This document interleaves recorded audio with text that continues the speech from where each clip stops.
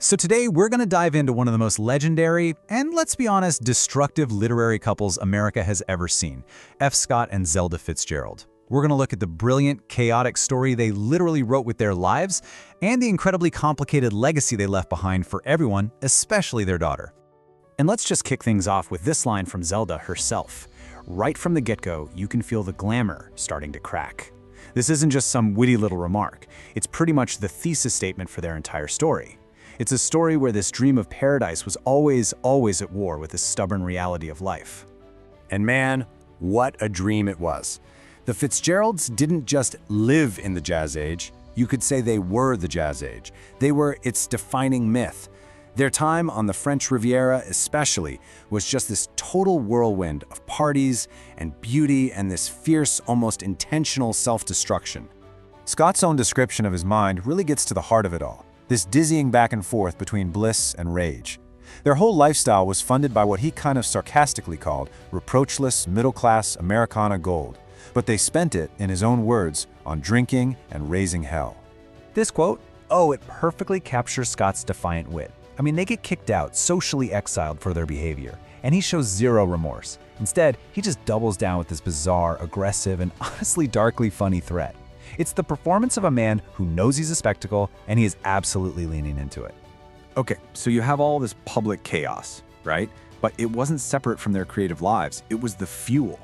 Their partnership was this deeply intertwined, fiercely competitive dialogue, a collaboration that a lot of the time felt way more like a duel. The relentless rhythm of their lives, the soundtrack to the whole thing, was the constant tap of the typewriter.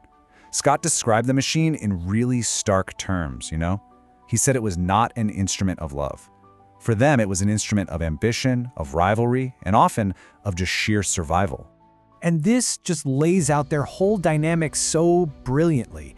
On one side, you have Zelda's sharp, almost dismissive wit, cutting his life's work down to diddling like jelly beans. And on the other, you've got Scott's grand, romantic justification for it all. He's writing for fame and money and history. She's just there to pop the balloon of his pretense. That friction, that defined everything they did. But here's the thing about Scott. He wasn't just living his life, he was consciously trying to shape it into a grand tragedy. He became absolutely obsessed with the Romantic poets, especially Percy Bysshe Shelley, and he saw their chaotic lives as a kind of blueprint for his own. For Scott, their story of exile and scandal wasn't a warning, it was permission. It was a narrative that told him that to get great art, you needed a great personal disaster. And look, he admits it himself right here. This wasn't some passing interest for him, it was a core part of his artistic identity. He saw his move to Europe, his marriage to the brilliant and wild Zelda, and all the turmoil that followed as a direct echo of Percy and Mary Shelley's story from 100 years before. So when you lay it out like this, you can really see just how deliberately Scott was mapping his own experience onto the past. For him, the Shelleys were the perfect model. Great art that was forged from scandal and tragedy and exile. He wasn't just chasing greatness, he was chasing a great tragic story to live inside of. And all this personal turmoil, this obsession with crafting his own myth, it wasn't just for show. It became the essential raw material for his masterpiece, The Great Gatsby. I mean, that book is the ultimate distillation of their lives. The glamour, the money, and the profound, soul-crushing disillusionment sitting right underneath it all. This has got to be one of the most famous lines in all of American literature, right? And it came directly from Scott's life with Zelda. He was just so keenly observant of the carelessness of the wealthy and that intoxicating, hollow promise of their world, and he channeled all of it straight into the character of Daisy Buchanan. And let's not forget Zelda's take, because with her usual incredible insight, she absolutely nailed the novel's core theme. She saw it as a takedown of the American illusion, this idea that you could just buy and sell class, that you could purchase happiness. It's such a powerful reminder that she wasn't just a character in his story. She was one of the sharpest critics of the world they both lived in.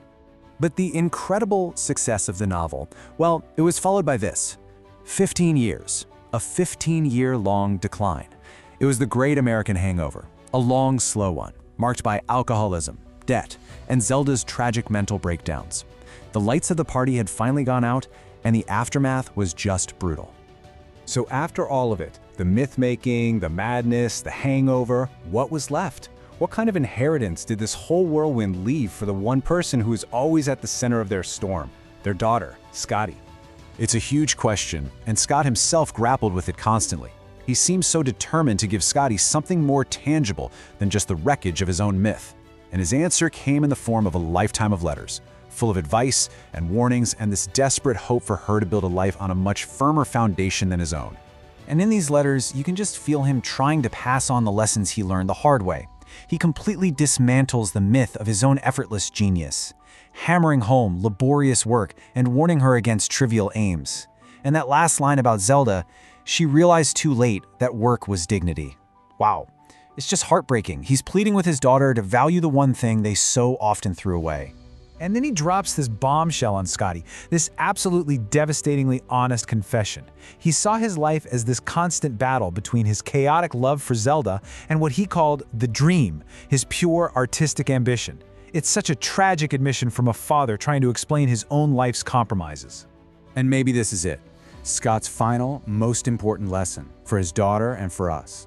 The real legacy wasn't the glitter of the Jazz Age. It was the hard-won wisdom that true value isn't found in a brief moment of happiness, but in the strength you gain from what he calls a veteran struggle. It really leaves you with a final thought, doesn't it?